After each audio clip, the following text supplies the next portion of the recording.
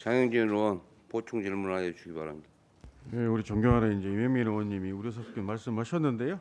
제가 이제 아까 서두에 말씀을 드렸다시피 대학 무상교육비와 비진학자에 대한 자기개발 학습비 지원 이렇게 함께 제도의 안성을 높이려는 노력들을 제가 또 이렇게 강구하도록 요구하였습니다. 그래서 이제 저희는 지난번에 인구정책실에서 우리가 다른 지역으로 왜 가느냐라고 물어봤을 때 첫 번째가 교육이었고 두 번째가 일자리였어요.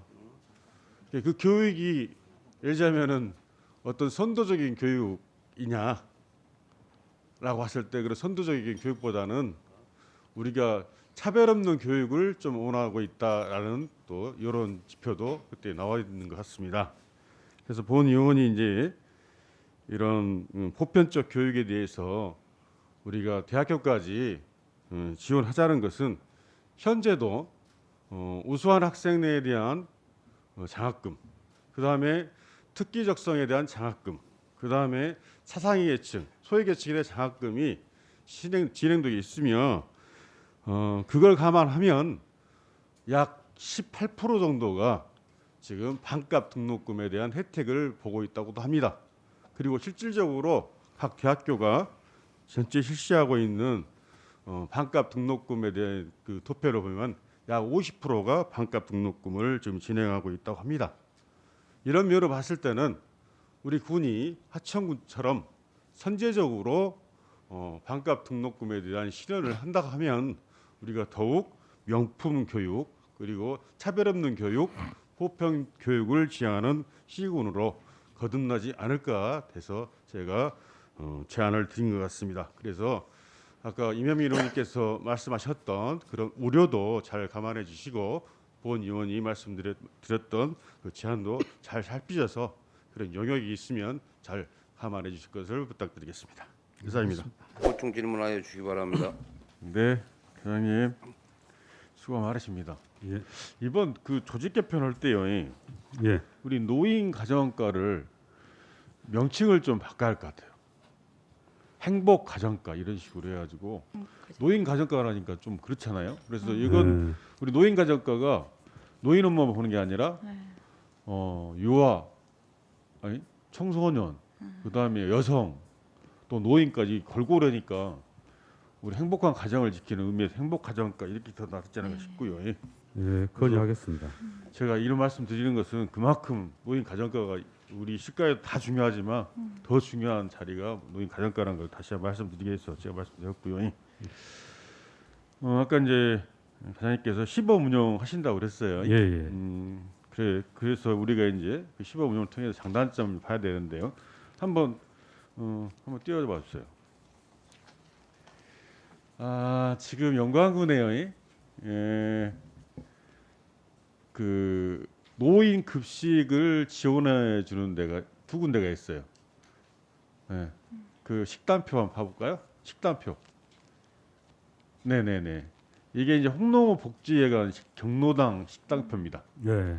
이제 사업자 지원 사업비를 이렇게 받아서 하는데 딱 보시면 일반 학교 급식이라든지 이런 건 다르죠. 이게 바로 이제 제가 지난 말씀드렸던 상킴 증후군 어르신들이 이게 소화 능력이 떨어지기 때문에 그런 어르신 맞춤형으로 이렇게 쭉 짜진 거 보시면 될 겁니다. 그러죠? 그 다음에 또 영광군 노인복지학가 있습니다. 한번 더 보십시오. 이것도 마찬가지로 보면 우리 어르신들의 식생활을 반영한 이렇게 짜임새 있는 식단표를 이렇게 만나실 수가 있을 것 같아요. 그러죠? 예. 제가 왜 이걸 보여주냐면은 제가 물어봤어요. 만족도 어떠십니까? 그랬더니 너무 만족도 좋다는 이야기예요. 그만큼 우리 영광군에서는 이런 노인 이런 식생활까지도 이렇게 하고 있다는 일에서 정말 영광 군민 한 사람으로서 자긍심을 느끼더라고요. 영광군이 이렇게 좋은 일을 하고 계셨구나라는 걸 느꼈는데 이런 혜택을 본 의원은 이런 혜택을 읍면까지 다 하자는 겁니다. 이게 우리 공공오피스와 지원센터의 핵심이에요. 그래서 이런 좋은 제도를 전파시키자는 겁니다. 이해되시죠? 예, 예. 그래서 이제 아직은 우리가 해본 경험이 별로 없기 때문에 어디 소규모 권역을 한 정해서 예. 시범적으로 내년에 한번 해보고요. 예. 그 장단점이라든가 예산이라든가 이런 거 문제점이라든가 있으면 그 보완해서 한번 지금 요구를 해보도록 영광군 하겠습니다. 노인복지회가 경로시당 식당 쪽에 예, 한 끼에 5천 원이 예, 들어간답니다. 예. 거기에는 인건비가 다 포함된 금액이고요. 예, 그리고 실질적으로 지금 노인 일자리도 맞춤형으로 좀 저희들이 하려면 인건비 정도는 저희들이 세이브될 수 있지 않을까 싶고요. 제가 올 1월달 대마묘랑 불각 군서 경로당을 방문을 했어요. 전체 방문 안 했지만 한 70%는 제가 방문을 했는데 거기에서 상당수 어르신들께서 이제 이런 말씀을 합니다. 지금도 이제 지원이 되고 있지만 75살 드신 어르신한테 막내야 밥 좀 해라. 예, 이렇게 한답니다. 근데 여기 75살 드신 분들은 좀 적고요. 더 많은 분들이 막내 해가지고 밥을 하신다고 합니다. 참 이게 참 웃지 못할 그 해프닝 같은데요. 이게 지금 경로당 실정이고 또 어떤 경로당은 일정 정도 이제 비용을 청구했는데 수고비용을 드리잖아요. 그래서 어떤 분들은 그 수고비용을 받는 어머니께 저 X가 돈을 다 빼먹는다 이렇게 싸움이 나가지고 또 경로당에서 아주 분란 아닌 분란이 일어나가지고 또 편이 갈라지고 그래서 우리가 그런 부식비 지원을 통해서 여러 가지 부작용이 많더라. 또 하나의 문제점은 지난번에도 개인적으로 말씀드렸지만 우리의 부모님들을 잠재적 범죄자로 우리가 이렇게 양성하고 있다. 이 말씀 뭐냐면은 보조금 지원에 관한 법률에 따르면 허위 정산이 있을 수가 없어요. 그런데 지금 현재는 어머니 아버지들이 그 정산을 맞출 수 없는 구조입니다.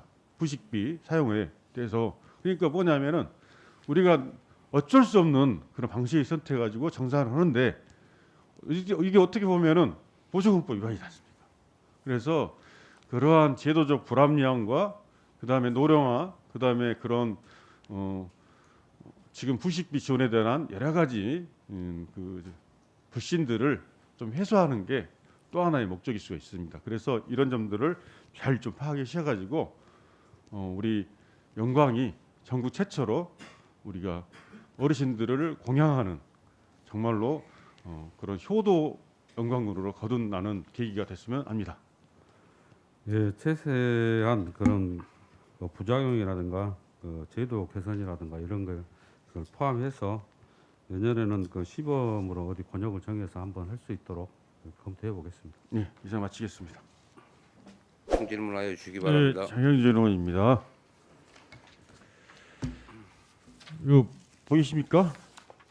예, 내가 오늘 이름 딱 쓰려고 내가 놔두는데 이거 뭐라고 적었습니까? 밥 한 공기 쌀값 300원 보정. 예. 쌀값 통당에 못 살겠다. 밥 한 공기 쌀값 300원 보장하라 했는데 이번 정부가 그 쌀값 하락했다는 대책 발표했는데 우리 농민들이 잘했다고 합니까? 아직 피부에 와닿지는 못하는 것 같습니다. 그러죠. 예, 양곡관리법을 개정을 해야지 그 네. 개정을 않고 우리 영광군은 대책이 있나요?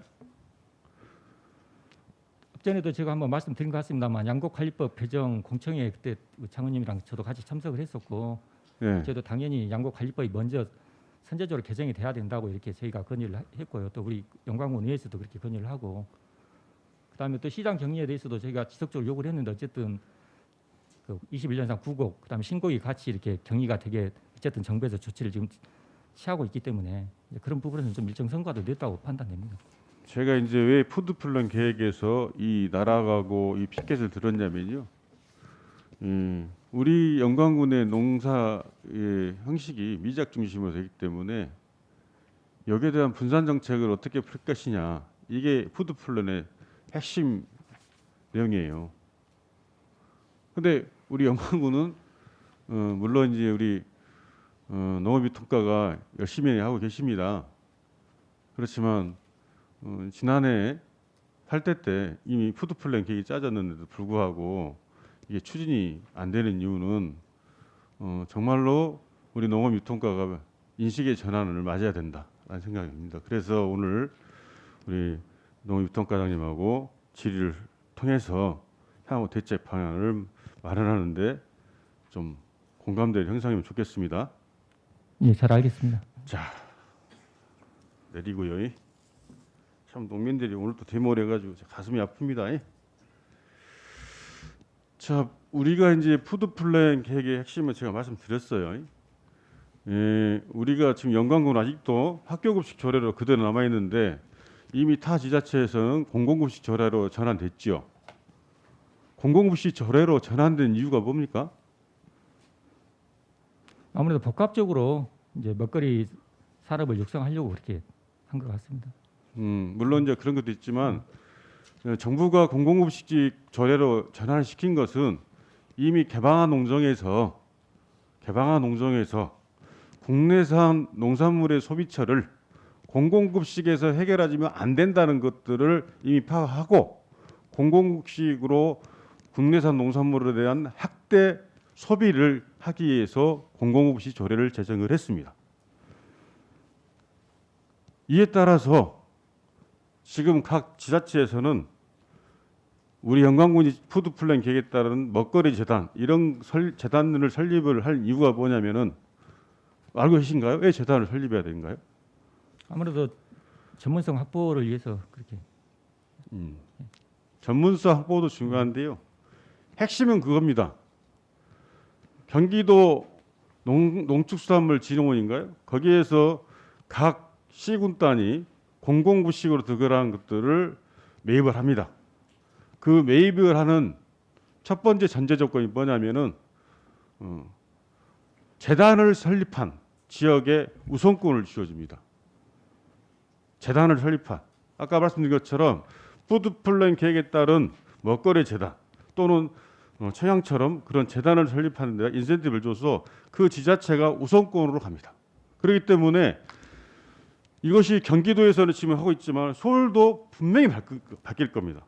왜냐하면 그런 식으로 안 하면은 안전성을 확보하지 못하기 때문에 그렇습니다. 이 안정성 확보는 뭐냐면은 그 재단 안에는 각 지자체에서 이런 위험성을 먼저 분석하는 분석센터를 두어야만이 그 재단에서 그 설립을 통한 납품이 가능하기 때문에 그 책임을 방지하기 위해서 책임을 떠넘기지 않고 생산지에서 책임을 물을 수 있도록 그렇게 제도 조치를 한 게 아까 말씀드렸던 재단이에요. 이해되신가요? 예.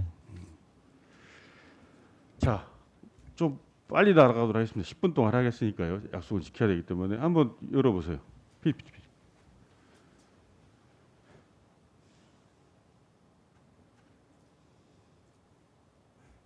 재단 봅시다. 예, 그렇죠. 이게 이제 청양군 지역 활성화 재단 조직도 업무 현황인데요. 두 가지로 됐습니다.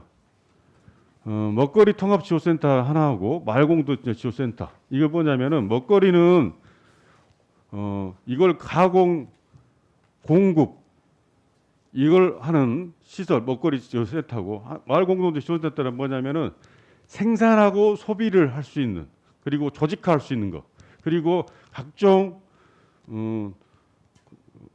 정부에서 나오는 정부 예산, 도예산 이런 매칭 사업을 할 수 있도록 이렇게 분리돼 있어요.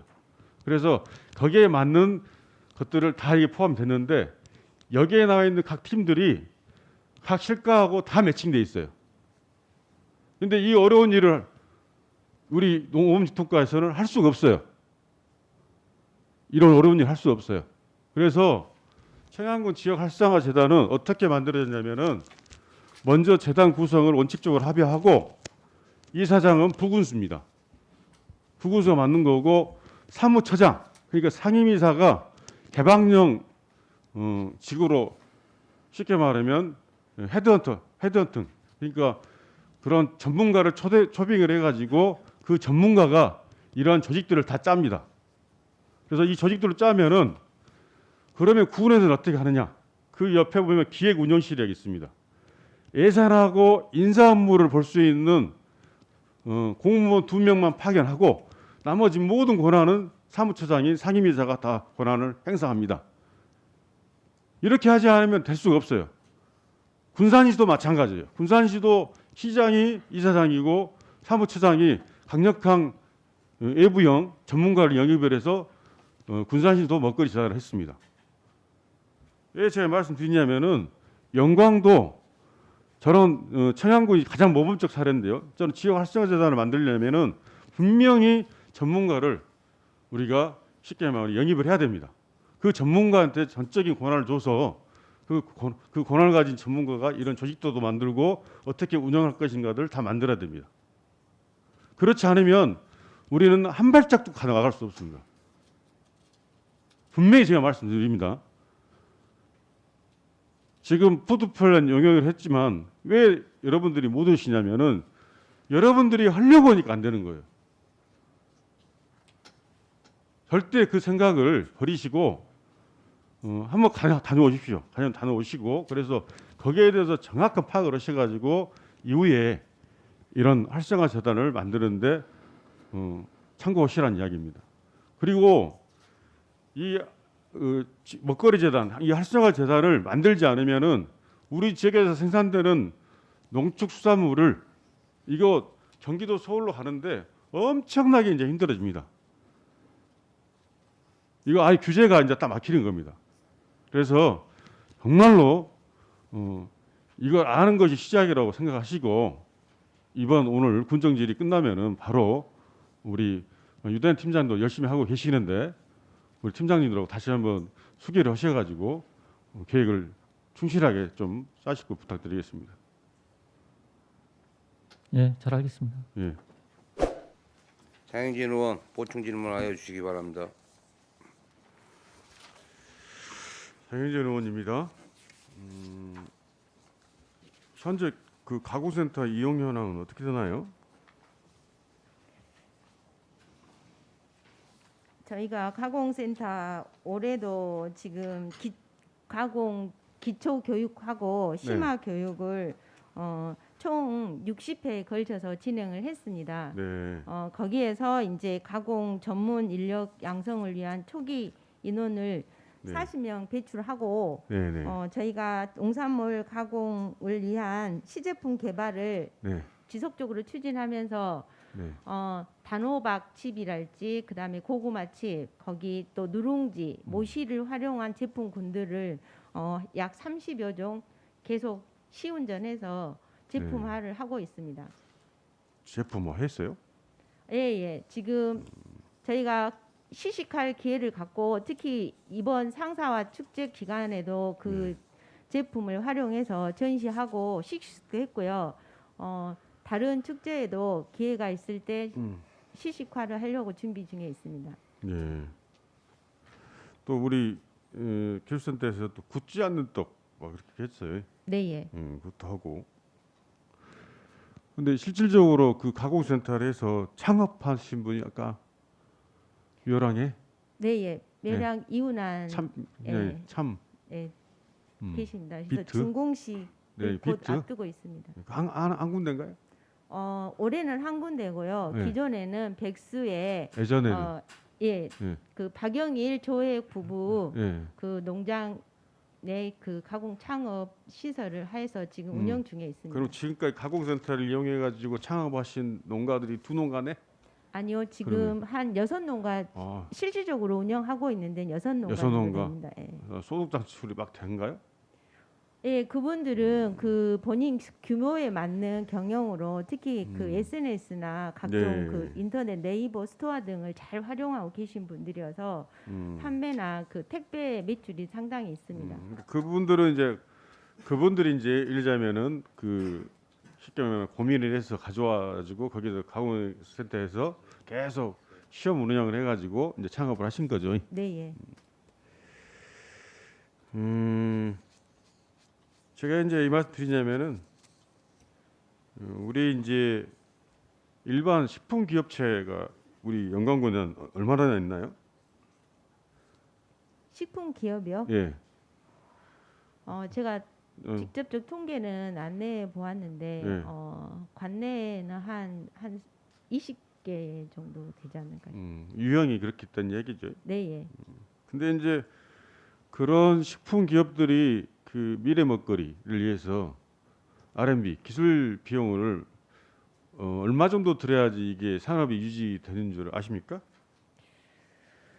그거는 그 업체나 그쪽 네. 그 가공 유형에 따라 다르겠지만 보통 식품 대기업군은요 30% 전체 매출액의 30%를 그런 기술 개발비에 투여하지 않으면은 그 식품 기업은 살아남을 수 없다 그래요. 근데 아까 말씀드렸던 그런 소기업에서 그리고 창업을 한 6군데 그런 소기업에서 계속해서 기술 개발할 수 있는 그런 여건 될까요? 지금 그 개발해서 제품화해서 판매하고 있는 것들에 덧붙여서 이제 그분들이 네 추가로 그렇게 대기업이 할 수 있는 그런 기술 개발 비용들을 계속해서 그 사람들이 예산을 투여해 가지고 제품들을 다시 창출해낼 수 있는 방법들이 있을까요? 저는 거의 없을 것 같은데. 대기업 수준 제가 이제 이 말씀 드리냐면요. 지금 밀키트 식품은 아시죠? 네, 예. 지금 몇 조 시장인지 아신가요? 몇 조? 4조랍니다. 4조. 밀키트 식품이 이제 이게 법으로 이제 딱 식품의약안전처에서 이제 식품의 기준 및 규격을 고시를 했어요. 그래서 세 가지로 했는데 특수 의료, 의료용 식품, 식단용 식사관리 유형 시설이 하나 있고 고령 친화식품 중 마시는 제품 뭐 있고 그다음에 즉석 섭취 편의식품에 간편한 뭐 간편 조리 세트 유형 이렇게 세 가지 유형이 나와 있어요.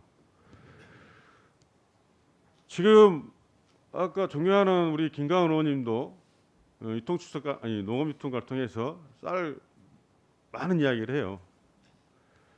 근데 실질적으로 우리가 이 변화된 트렌드에 밀키트에 있지만 이미 밀키트에 들어간 것은 모든 건 뭐냐면은 농산물이라는 거죠. 이 농산물에 들어가는 것들을 가공하고 연구하고 그런 해야 될 얘기가 뭐냐면은 농산물 가공 센터에서 지금 해야 된다는 이야기예요. 지금 다른 시군들은 다 하고 있어요. 지인지게 하고 있어요. 지인지게. 그래서 우리가 지난 때도 저를 포함한 우리 최은영 전 의원님, 하기혁 전 의원님과 저하고 그다음에 우리 센터장님, 센터 소장님, 원외유통 과장님, 원외추장 과장님, 농업유통 과장님 이 세 분 6명이 장성 갔다 왔지 않습니까? 장성은 지금 뭡니까? 돼지고기를 이용해 가지고 불고기, 밀키트 식품의 가장 기초적이라는 그런 불고기도 개발해 가지고 판매를 하고 있고 모든 농산물의 2차 가공이라는 핵심을 가지고 진행되고 있어요. 근데 이게 뭡니까? 지금 이런 것들을 우리가 개발하지 않으면 안 된다는 이야기예요. 아까 우리 노인가정과에서 추진하려는 그런 어르신들 두 끼 식사도 기본 베이스는 가공유통센터에서 그런 것들이 다 만들어져 가지고 공급이 돼야 될 그런 기업들을 육성을 해서 그분들이 채워져야 한다는 이야기예요. 너무나 고민한 적이 없어요. 너무나 고민한 적이. 적어도 제가 이 질의를 하면은 어느 정도 준비를 해서 이것이 내년도 예산에 적극적으로 반영될 수 있도록 해야 되겠구나는 정말 처절함이 없다는 이야기예요. 고창에 제가 그렇게 말씀드렸지 않습니까? 제가 여기서 밝히자면 참바다 영어조합법원이 2020년도 기준에 매출액이 1,000억이에요. 공식 통계로 1,000억이고 비공식까지면 1,200억이에요. 거기는 제 4공장까지 있어요. 우리 영광에도 그런 식품 그리고 우리 농가들이 그런 데 참여를 해서 실질적으로 그 가공품을 생산을 해서 농가 소득을 이끌어낼 거 아닙니까? 그러려면은 거기에 핵심 허브 역할을 하는 게 농산물 광고 센터다. 이거 정말로 우리가 이 우리 기술센터에서 농가들에 대한 품종이라든지 이런 것도 중요하지만 실질적 소득을 올릴 수 있는 이 가공의 문제를 우리가 너무나 뒷전으로 생각하면 올라갈 수 없어요. 소득이 올라갈 수 없어요. 우리 소득이 이 가공품에 우리 농산물의 가공품에 이 매력이 뭔지 아십니까? 식품 이 식품 산업 매력이 뭔지 아세요, 소장님? 부가가치 창출을 해서 부가가치 창출은 기본이고 쌀가처럼 풍년이 들면 떨어지고 흉년이 들면 올라가고 이런 것이 아니라 한 번 정해진 이 가격은 라면 가격 떨어지지 봤습니까? CG에서 나온 고추장 가격 떨어지지 봤어요? 한 번 제품이 가격이 고시가 되면 올라갔으면 올라가 절대 떨어지지 않는 게 바로 가공 제품의 핵심이에요. 이런 안정적 모델을 왜 못 잡습니까? 우리가 아무리 농콩 타작물 전해서 뭡니까? 농콩 많이 재배어리면 끝나지 않습니까? 예? 많이 재배해서 생산량이 많으면 농콩 가격 떨어지죠. 그러니까 뭘 합니까? 제가 누누이 말했어요. 뚜부를 할 수 있는 뚜부콩을 심으셔야 되고, 난지에면 난지에먹어 학교음식 공공음식으로 들어가기 때문에 그 식용유를 대체할 수 있는 농콩을 심어야 되고, 또 콩나물을 기를 수 있는 콩을 심어야 되고, 이렇게 해서 이 길러졌던 것들이 세분화돼서 다시 가공품으로 나와서 이것들이 유기적으로 돌아간다고. 그러려면 뭐가 있어야 돼요? 그걸 계속 인큐베이팅을 할 수 있는 가공센터가 있어야 된다는 이야기예요. 쌀값을 아무리 우리가 한다 해도 안 됩니다. 예? 이 정부가 이 WTO 세계 신자유주의가 무너지지 않는 한 안 돼요. 쌀값 하락의 근본 원인이 뭐예요? 수입 농산물로 수입쌀이 오니까 그러잖아요. 그것도 밥쌀용이 들어오니까. 그러려면 우리가 어떤 대책을 해야 됩니까? 어떤 대책을 해야 돼요? 우리가 2차 가공, 3차 가공을 해서 정말로 부가가치를 넘길 수 있어야지 나오는 거 아닙니까? 가공센터는요, 이렇게 접근하면 절대 안 됩니다. 무조건 2023년도에는 가공센터를 정립을 해서 2024년도부터는 어떤 제품을 우리가 생산해낼 수 있을 것인가 계획을 짜서 거기에 대한 구체적인 계획들을 잡아내야 한다는 이야기예요. 부탁드리겠습니다. 네, 잘 알겠습니다. 이상입니다. 네.